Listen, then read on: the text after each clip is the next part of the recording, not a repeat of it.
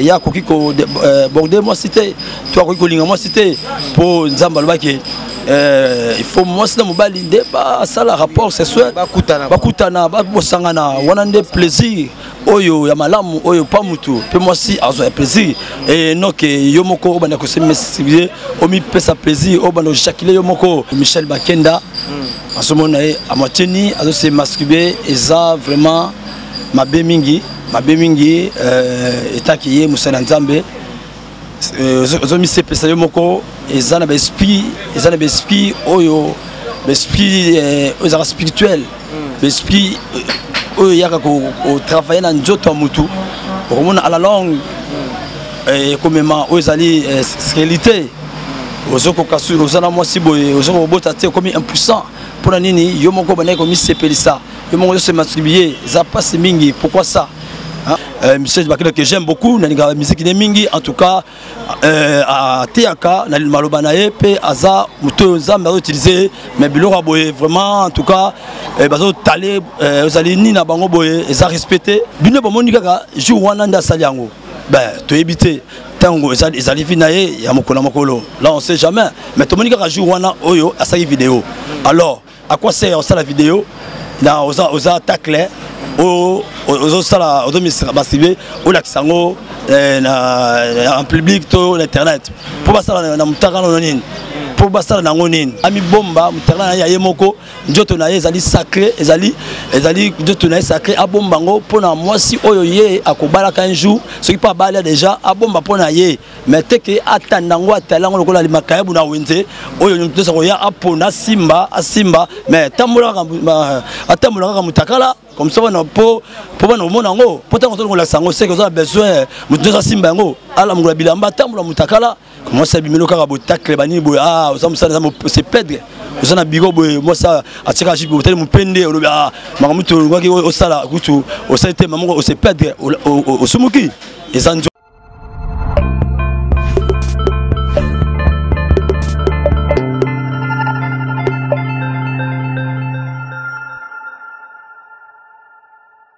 Bonjour, bonsoir, Nabachar Internet, nous sommes partout dans le monde, ça dépend de l'heure que Borolanda Bisso. Un grand merci à maman Nabisso, maman Françoise Boloko, mère fashion de nom de votre site, parce que Mikolo, vous avez édifié Bino trop, parce que Mikolo, Yoboebika, comment Internet est saturé par rapport à l'actualité, aux alliés sur l'Internet. Donc, je dis un grand merci Nabato, nous sommes soutenir là partout. Un grand merci à Guylain Tembo, de pourquoi pas à Dieu, merci Ndongala. Et un grand merci aussi à Joe Lili Atal en Charanos, qui est mon papa spirituel, mon papa à moi. Je dis un grand merci aussi à Claire Boboula, le mignon garçon de Paris, le Babyface. Aujourd'hui, je ne serai pas seul dans le plateau. Je serai avec l'évangéliste Fisson Kabea. On va essayer un peu de parler. Il y a aussi l'analyse. Aza invité tes mains. Ponanga, Aza intervenant parce que on va essayer un peu de parler à cause de l'analyse Moro. Oh, le lot mon analyse sur le net par rapport à Marambo Zali Kolekana. Allez là internet, tout le monde déjà le frère Michel Bakenda Naïta Yako se masturber neto monaki Nengazolo Bakeno. Je me frotte dans un qui moitié nu avec sous-vêtements. Ma vidéo na ebimi na réseaux sociaux na internet.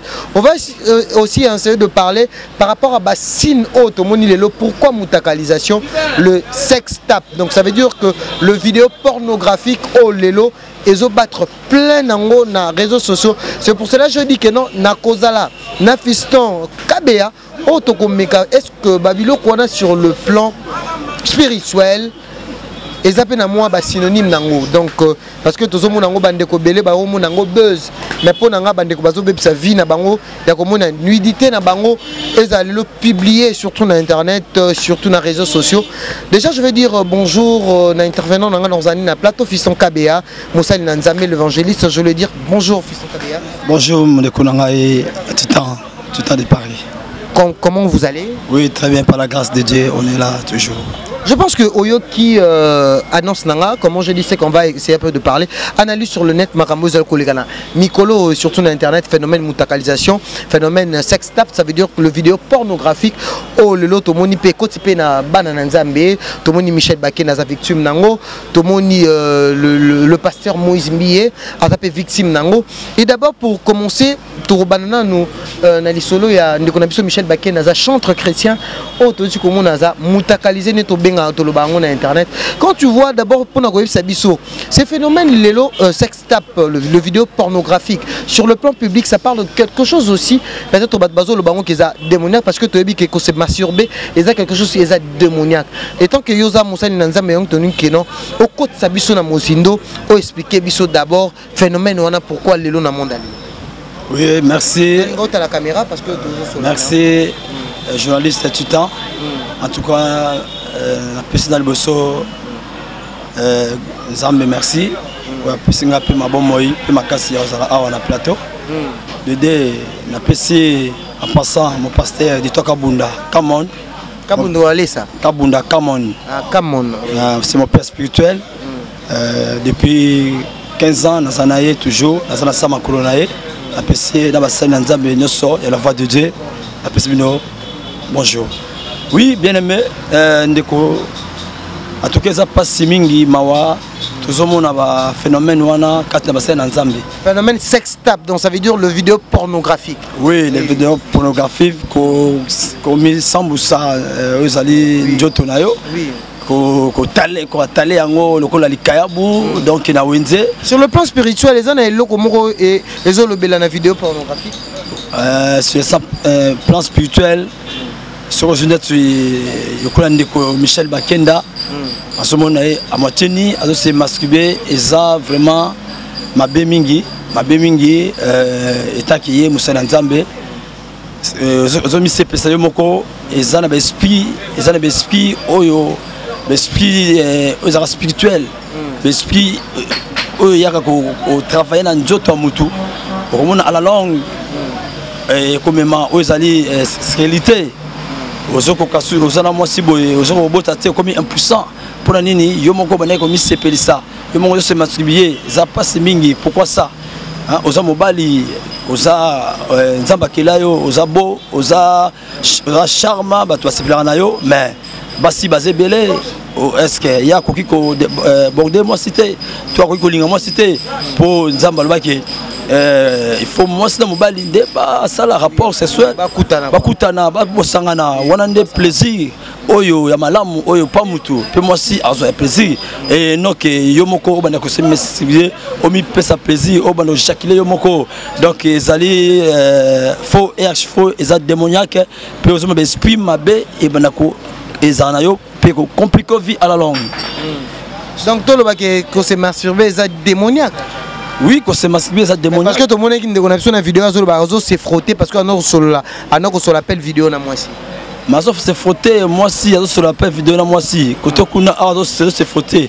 Donc ça de quoi contact des esprits. Contact des esprits. On a ezaba monde d'esprit, au monde d'esprit na mis sous beauté. Mais monde d'esprit ça spirituellement.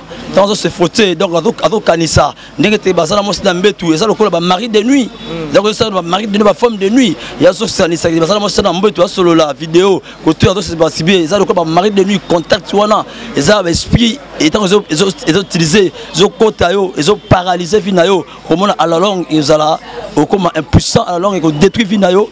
En tout cas ils ont vraiment bien été pour un homme de Dieu comme Michel Bakela que j'aime beaucoup na musique de mingi en tout cas à Teaka na malobanaye pe aza muto nzambe a utilisé mais biloko boye vraiment en tout cas bazo talé aux alini na bango boye ils ont respecté pour la dignité la bango en tout cas ils ont respecté pe basa ko bato alinga bango o balenda bango bazo tia bango wapi bazo tia bango wapi donc ba se méfier na bango ba pousse ba loin na bango pour autant baso na bilo ndengwana yo mutu ba respect mais amoni bilo ndengwana est-ce que mutu a reçoit sous confiance na yo a confiance na hote amoni que tam na se plesa tam mutu ningaka tala yo wana azana makamoko ya molili azana makamoko ya ma masturbation donc ça déjà mabe déjà signe mabe dans monde spirituel. Lelo basali na nzambe tomoni lelo mingi toyebi ke pa ba païen mingi bazalaka na bango ko sala ne loko erreur mais pas na bino basali na nzambe tomona mingi bozaka un peu prudent bozaka mingi na ba réserve mais tozo mona lelo bande ko mingi bazo koisama o toyebi ke non bazaka to binga bino ba ambassadeur de Dieu tant tomoni déjà ndeko na Michel Bakena c'est un ambassadeur de Dieu ya ko sala lelo bon to baka ke parfois la chair est faible, peut-être chair naïsa faible, même sous ami koisami, il y a ça la vidéo bongo kolobani par rapport à Dajwa. Bon, par rapport à nous Moutouna, exact que parce que le barango fiston kabea la chair est faible. Mutu pas koyi kokunko isa mais amutaza passeur akoyi komiko isa peut-être amiko isa mais ça mutu aza être humain lokola yo aza na maina makila. Bien sûr, la chair est faible mais l'esprit vivifie. Puis bilobi que ezana Satan a toujours sima bana na Nzambe pour asalanini à paralyser bango pour à détruire bango. Parce que le cas il rôde comme million richesse qui a dévoré. Puis autant la vie en mutu aux alliés Moussa Nzambe ambassadeur de la ambassadeur ya mboka parce que biso Moussa Nzambe parce que kende aux ambassadeurs puis aux ministres ministre de Dieu pourtant Moussa Nzambe Moussa as ministre de Dieu alors il faut mettre la qualité na wana un ambassadeur un ministre de l'évangile en tout cas il faut osala omi pesa lokumu hein omi pesa lokumu osala makamoko ezala malamu osala droiti po toza bitalatala biso toza bitalatala ya mokili soki bazo tala biso bazo ba expérience bazo ba conseil bazo o ezali ba malamu na vie na biso to te na vie na biso ba comportement mais soki to biso moko ko mi komisa ba comportement ya mabe oyo ke mona mpagano akiko sala ngo eyoke na oka ndengwana mais soki mona Nzambe asali yango préféré que bomoni yango asali yango mbala mako paf et tamboli partout toute la ville en parle le monde en parle donc mbala mako on appelle et paralysé donc il peut détruire peut vinailler pourquoi pas si et qui peut détruire vinailler pour bino bomoni kaka jour wana nda asali yango ben to éviter tango ezali vinailler ya mokolo makolo là on sait jamais mais to moni kaka jour wana oyo asali vidéo alors à quoi sert ça la vidéo là aux attaques là aux sala aux ministres basibé au laxango en public to l'internet pour passer na mutaka nonine pour passer na ngonine na za na posa mutaka na ye ami bomba mutaka na ye moko njoto na ye ezali sacré ezali njoto na ye sacré abomba ngo pona mwasi oyo ye akobala un jour ce qui pas bala déjà abomba pona ye mais teke atandango atalango lokola limakayabu na wenze oyo nyoto sako ya apona asimba mais tambola ka mutakala comme ça on po bana mona ngo pourtant on la sango c'est que ça a besoin mutoza simba ngo ala mungula bilamba tambola mutakala comme ça po bandima qui ba mona ozali mutakala na ye. C'est ça. So bilelo o reprocher Michel Bakina na quelque chose oh le là ko sala pe pour abattre balimbisa ko reprocher na nini parce que ça a déjà ma essayé Sopani. Oui, ça m'a Sopani de l'Obiango titan de diaspora. Ma Sopani de l'Obiango déjà moi jamais ba notamment exacté ce Sopani. Dede babiso ki moi na tumbi ndaku jamais papa Akiko, moi n'a pour moi rien. Mon serviteur tombera 7 fois. Mon serviteur tombera 7 fois et 7 fois il s'élèvera. Tango à Koi, à Kitina à Koi, et là on s'est gagné. Alanda ba critique à batute, Alanda maluba batute, yende assimilé, asenga Nzambe bolimbisi, asenga Zambe bolimi c'est pour Zambe na kilaye pour une apesi mission na alukate lobby mission Zamba pesier ye abebi sango akoma tina terminus nango tete na sukate abebi sango na nzela pour lobby ba retourner na mission o Zamba pesier asenga bolimi si atambola malamu abandela susu makambo wana te abanda suba ba sentiment na te ça ba cher ça ba biloko moko ya diable a toujours pour a sambusa mutu a bimiso na poissa a monike a bisha bakenda azo azana succès bisha bakenda a sambusa malamu akoya ko cliquer ba idée mabe pour te osala mo eloko moko boy OK zalif diable azana maele filou azana munyamu azana mutu te retirer tenté pour ako bimisa yo na polele pour nini anika kasini ako esona se même Jésus atatakiye attenté mais alors que Jésus était pour Jésus qui mon ensemble pe na nguya biso tu vas tomokito makilana nzoto wana bamso to kuya facilement moi ça bimelo kaka botakle bani bo ah c'est perdre Vous en avez bigobo, moi ça, à tirer à Jibo, vous allez me peiner, au lobby, Maramuto, au sala, au salité, maman, au se perdre, au Sumuki. Et ça, nous témoignage naïe, pour te vie naïe, se dépendre, na Oyazo Salawana. Tout le monde roi David. Le roi David, avec l'homme intègre et l'homme de son cœur. Mais est-ce que le roi David a ce muté, a ce moyenté, a ce mouraki, il n'a pas péché. Il a péché, il est pardonnable, la masturbation, et qu'on a pardonné pendant mais ceux qui ont décidé de faire confession qu'il y a un par rapport il y a des fautes commises ou bien il y a masumu. Donc ce lobby que non muto a bandé que c'est masturbé, à lobby pas un zambe que non, je vais plus le faire. Il peut aussi être pardonné, pourquoi pas? Oui, si, de titan est vraiment pardonnable pour Panzambe le Soumou, ou est impardonnable. Le Soumou, ou est impardonnable, exacté, ceux qui se reconnaître, au lequel on a Zambé, aussi milliers, aussi bolimbisi, même Koutou Moutou, à Bomi Moutou. Aïe Panzambe, à Sengi bolimbisi, Zamba capable de limbisaye, mais oh, est impardonnable. Oh, Zambé à limbisaté, oh, Péro Boumamoutou, maman, ce que c'est blasphémé dans Saint-Esprit. Nde wanande le ça veut dire qu'on expliquer bateau oh baebi vraiment le langue français té oh le bango na mo limbo na lingala ko se bafemé donc oh yo lobi wana oh le bango na lingala lingo lobi na Saint-Esprit donc ça veut dire que ça la Saint-Esprit nini donc les sumo e ko za la pardonner té les sumo eux a pardonnable nyonso o bemi mutu o la na mo sa mutu Oyibi, nous sommes tous pardonnables. Même si vous avez mibali na mibali, et vous avez pardonnable. Si vous avez mibali, et ça ma sumomoko oyo et détruire un njoto et détruire un njoto et de donner de paix dans la place spirituellement et ça vraiment et ça madame te pour nous saler yango mais bah on va saler yango et ça bavoutement. Nalika yo expliquer biso est-ce que les soumuni nzamba kolimisa te o lobby à Saint-Esprit no lobango siko na mwa lingala les soum o nzamba kolimisa te soki osakana molimo mo santo molimo santo soki o blasphémé naye soki ozu fait étranger o na ngona tumbelo Saint-Esprit on est pardonnable te on a liwa okoza bo moto ozo tambola mais spirituellement tu es déjà mort spirituellement aux l'agonie spirituellement aux athées donc au tambola mais corps mais esprit aux a déjà pacté tombé au monde appelle Mykonos amitié na terre puis on a beau accueillir pour déjà spirituellement déjà au coup déjà pour ce blasphème qui n'a Saint-Esprit. Merci beaucoup, Bachar Internet Bazo Lanabso partout dans le monde. Votre émission Analyse sur le net qui est présentée par votre humble serviteur Peggy Citan. Le parallèle de la presse. Je pense que Analyse sur le net, on continue. Bien sûr que Totoé, si on a sujet, il y a Moïse Mbi par rapport à notre comme on a vidéo à notre consoeur Eliane. Oh, bah oui, que ma vidéo et bah n'est malelo. Tout le monde le pasteur Moïse Mbi Oyo.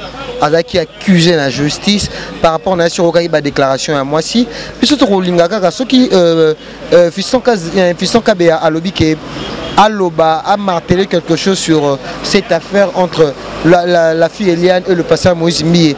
Tu peux analyser quoi dans l'affaire Wana? Bon, merci pour l'étape à Mibale, c'est le pasteur Moïse Mbi. Ça m'a Nzambe, Oyo Nzamba Pona.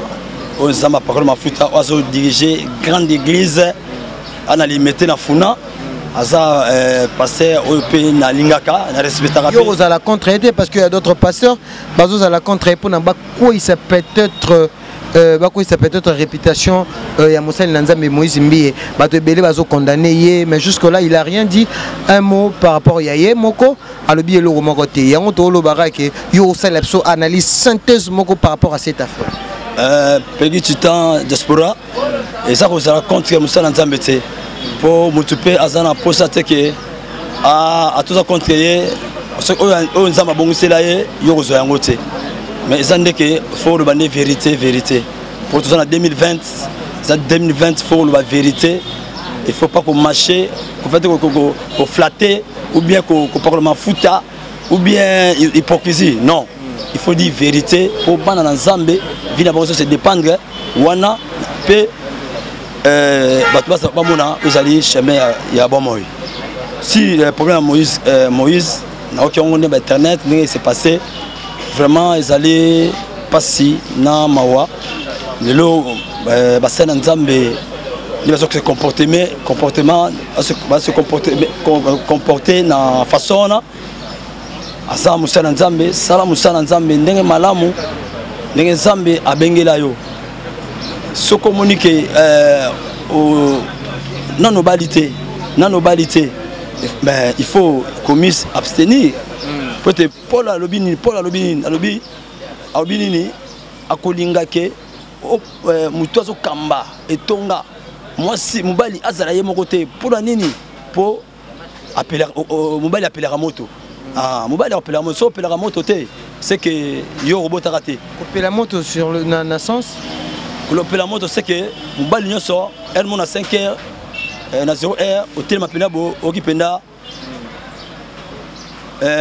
pini na yo etelemi peut-être elle attend la femme de sa vie jusque là à Azolinga parce que maramulelo tout le monde bateau la femme de sa vie bien sûr mais jusque là kaka la femme de sa vie au tanda ngo jusqu'à où et belé ba sœur basana na église wana belé wana la femme de sa vie azate hein ba biso to bala ndenge nini biso nga évangéliste Fiston Kabeya na bala ndenge nini on a coûté na yena combien d'enfants? J'ai 5 enfants. 5 enfants. 5 enfants? 5 filles et filles. Mais la première, elle est en 15 ans. 4e couture à Omisalissa. Et la cadette, c'est bébé. Elle a 2 mois maintenant. Donc 5 filles. J'ai 5 filles. J'ai 5 filles. Si vous pouvez venir faire des vérifications. J'habite ici, Mavungu, 39 bis. Venez là. Vous cherchez l'évangile de Fiston Kabeya. Vous allez voir ma maison et ma femme. Et mes enfants, mes filles. Vous êtes fier? Oui, je suis fier d'avoir des filles. Parce que quand je marche avec eux, en tout cas... Donc vous êtes contre Moïse Mbiye parce que jusqu'à maintenant là, il ne se marie pas? Oui, je suis contre parce que... Et Michel Bakenda aussi parce qu'il a déjà plus de 30 ans. Et lui aussi, il n'est pas encore marié. Oui, je suis contre parce que ils ont tout. C'est pour cela que les hommes même pas acte. Bien sûr, il y a un docteur Bango, ce qui aux ans à Moussungité, tant que mon posé et Zulio, na Boutou Nengwana, Obini Nami c'est ça. Il me pour moi ça zaté. Mais ce qui est moi ça a un betou, mais le Aranga sentiment n'a moi sinaï. Même aussi elle est passée Moïse. Basé Belé, basé Belé, Balonga même. Masina ndaba okepi on a kena betel mais batiki l'église na commune nyonso surtout wana oya bango na ba transport na besoin ba na église na bino peut-être te na ba église na biso te na bi batiki l'église na ba commune na bango okepi on a kena betel batakuna plein o bangole ba bwetu bwe baté belé mais est-ce que na kati bango wana moko tate o peut que l'homme de Dieu qui kozwa pe abalier izaka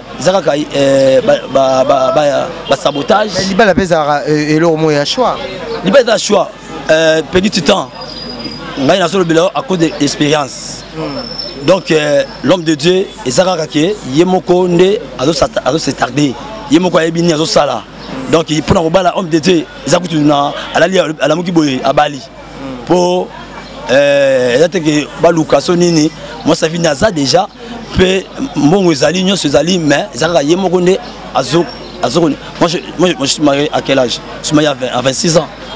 Donc boti bana 5 ans na moi si moko na boti mona 5 na madame moko je me suis marié à 26 si lelo bozali ti le tozala madame azala parler Monique Bambi na beso mbote ozali mobana évangéliste Fiston Kabeya Charles de Fé na boti na ye na il y a 16 ans.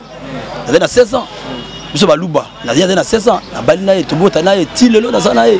Je suis fidèle à Nini. Pour Nini, les années, yo moko une décision. Pe linga yango, zambe pe oyo asala libala, accompagner yo. Aochoma beaucoup. Pozala. Attends on a bala 15 na ba hote ki osana ba millions so ba nini de non.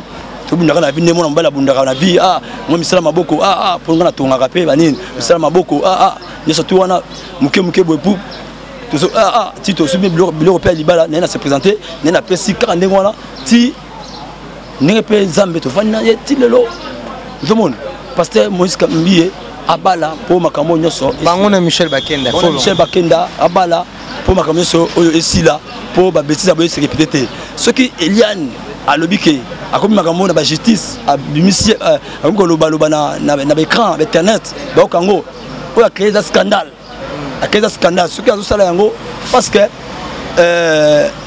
tango bana olia bambongo azozo ba $10,000 azoto ba mituka nyoso tu wana alobaki yango te wana azolia ba biftek wana ba parents bato bénéficier na mbongo oyo nango kasi pourquoi lelo ba bebani pourquoi lelo ba panzani to ebite nini ko ati bango ba bana ko funda na bana ko boka na ko misaba ko mutaka muninga na internet to ebite nini ko taka bango parce que lelo bimake o nani ko sauver ba âme ya ba nzambe ya ba vérité non c'était Azali Ozali Jézabel mais la grande mais de la prostitution pourquoi yo une église pour sambela ozo bimisa mutakala na yo ozo filmer côté sexualité à l'église ozo servi ozo tenir homme de Dieu quel but quelle idée quelle pensée donc on détruit homme de Dieu pour te ozali serpent des rats nyoka munyamu oyena venin de vipère pour au bête homme de Dieu pour paralyser pour puissance et ça la tenir l'église asali yango soit disant asali yango pe batambona homme de Dieu pas que a sorti depuis 17 ans avec le banzemi 16 ans le banzemi oui tant que vous vivez na musala na mbali faut attendre que aux azemi okangama donc apela pe ba yebiote ba nye pe musala osala nini finir que boba kolango bolongola elle est péché dédé wana ça papa spirituel kola na yikomona bolumbu na ye zanini péché ada malédiction quand tu es dans ça pour au monde nani Noé tango minima sanga langwe tango alali moi na omone bolumbu aya seki abi aya se bandeko na moni bolumbu tata aseki o ba ki ba ko zipaye ba ba zipier lamba ta papa se saisir babi ke tala mwana aseki bolumbu na yo aseki nini amodisaki mwana ki lelo descendant ezaki modi le moko yepi ko mona bolumbu ya tata na spirituel ata bikele mabe ndasa wana ata bikele mabe spirituellement ata bikele mabe ndasa wana alba ke o ce qui peut ba déverger ngai ce qui peut azonga ba makasi non ezani consentiment na bango mibale pour ba ko vivre entre bon mibale siko tango moni ke ce qui makam na bango et ce c'est panzani ce qui panzani ce nini azo ce ko bimarqué oh na sauver ami ya sauver ya ko l'église poitia yiki ki l'église avant l'église poitia double l'église comme on a temple Zambé lokola place moko ya hôtel temple Zambé lokola place moko ya masapo lokola réunion moko ya parti politique ou bien asbel moko boy ba zongo lokola ba réunion moko boy ya famille non c'est temple Zambé faut banga tango alwa soko salika mabe mbala moko mabele fungwami ezindisio okufi mais toi la tellement grâce ndeba comment ça de n'importe quoi basa nza ko ça dit n'importe quoi ya te tonga habite mzamba on a grâce mais mzamba frappaka mon frère de titan mzamba frappaka ata ta grâce de ba ta grâce ndame ko na bango ba simina mandefu basa na ye mzamba betaka on a somo ça dit que il fait déjà mzamba so misa na polele dans le signe de la fin ami ça to polele pour mzamba tango alo mzamba na kimia le moto échappé aux alliés c'est que maintenant mon ndenge am déjà tambola ndinga ko tamusa vie na ye na bike nzambe na bolingo bana na ye apesaka toujours aux alliés merci de grâce alobela on lobela bango mais si connais nzambe tango so nzamba sanzi donc abisa so polele so zongi na ozi roi Saoul tango azaki boko azaki roi mais tango azaki teke ya tumambeka c'est la prophète Samuel pour atumbambeka mais il y a tellement air eleki abi non azumbeka tumbimeka mbala moko bo musana nzambe prophète il fallait tumambeka bimi ti abi que déjà tumba déjà bi pour la nini ozana doit ta tumambeka yo tumbeka pour la nini depuis wana bokonzi na yesa nini et pazanaki et kwaki nzambe rejetaki nde asilaki nako zwa David a tomboli David ozomona nde tozomona ngomikolo musuza bata rejeter ba rejeter na comportement na bango na ba acte na bango ba rejeter pour bazo tambola te selon ozali maloba nzambe toujours bazo mabana nzambe na kati ya perdition ba mabana nzambe na kati ya libulu bazo veger bana nzambe bana nzambe pe balingana ngwana pour bazo église bazo na sentiment bazo na nguruma bazo kuna bato bazo ebele kuna pour nini c'est ma forme mais bilan la église monsieur on a besoin de mater ya kuna internet c'est pas bandaki si Fiston Kabea je pense que toyoki ndengeni au lobby tolingaka ka opesa conseil na Michel Bakenda pour to chiter par rapport à temps obi ke TV zangonga mais maloba oyo lobby nga edifinga makasi siko tala caméra loba eloko mo pona ndeko na Michel Bakenda. Merci Peggy Titan. Les jeunesses internationales vraiment on a ces pays pour la relation pesamingana lelo na bi ki eza relation continuelle. Ba otala office en Kabea. Oui, on a zoé ba batanga partout dans le monde. PC bandiro son moto ya poto Michel Kabea, Francis Kabea, Badou Kabea, Jenny Kabea, famille Kabea nyos, Karine Kabea ma sœur propre na Suisse, na Zurich, na peso moto belé, na Genève tout. Na biso ba moto belé, oyezali Moussena Bino Fiston Kabea ndaza awa na Kinshasa. Kalati na zoya wana vraiment na mboko nyos na zoya na kala mingi te. Monsieur Bakenda en tout cas osali Moussena Nzambe. Odotera batu na maloba na yo. Batu se sepela même pas na église na biso to sepela yo tout ça dans la foi de Dieu. Na venu Boune 66. Oyebi, oya obeta pasteur na nga bengisaka yo. Na veye obeta, na gapé obeta. To sepela makasi na bundi. Na bandal, église la foi de Dieu. To sepela makasi. Mais na makambo oyo tozomona en tout cas les a passé na mawa. Mais eloko ngai évangéliste Fiston Kabea, char des faits. Na yo mikitisa no mikitsaka wana po Nzambe atomolo makasi tuyebi ke ozamusala Nzambe okoyi osali erreur kasi senga Nzambe bolimbisi mikitisa Nzambe aza papa na yo akolimbisa yo makambo nyonso wana équipabilité nango te po te ekunda o te po diable ezali aza rusé akonani a chayo capacité mon motema pour a paralyser yo pour te a bebisa o ezali e carrière na yo pour te yonde ozako simba Congo RDC na lembo na yo pour te na mai na lembo na yo en tout cas 50 Nzambe bolimbisi tikala toujours yo salam salam Nzambe ndongo bana ko sala multiplier by effort koyoka à gauche droite ité pour te ceux qui gauche droite kaka bangwana oyo banguna na yo obaninga ke yo zinda bango ko zindisa yo koyoka bangote yo tala Nzambe ata bafingi ata bacholi balobi pona yo oza moto za ndoto makila bango pe obazolo bana tokomona ndeni Nzambe akolever sur plus haut pour ça tombe là-bas oyo bamiki saka yango conseil oyo la personne nayo étant que ton frère en Christ. Merci. Merci, on est à la fin de notre émission. C'était l'analyse sur le net. Quant à moi, je dis un grand merci à l'équipe technique qui m'a accompagné. Je dis un grand merci à Maxime Lande, pourquoi pas à mon frère qui est en assistance, Achille. Donc un grand merci aussi à maman Françoise Boloko et pourquoi pas à papa Jules Boloko. Un grand merci. Maman Nabiso, maman Béa et pourquoi pas Emeto et aussi Nanante, Mylène Monge, Elisabeth Monge, Nassur Bolandi, l'évangéliste Fiston Kabea au Tosolo Linae par rapport à nous. On se retrouve à la prochaine. Bye.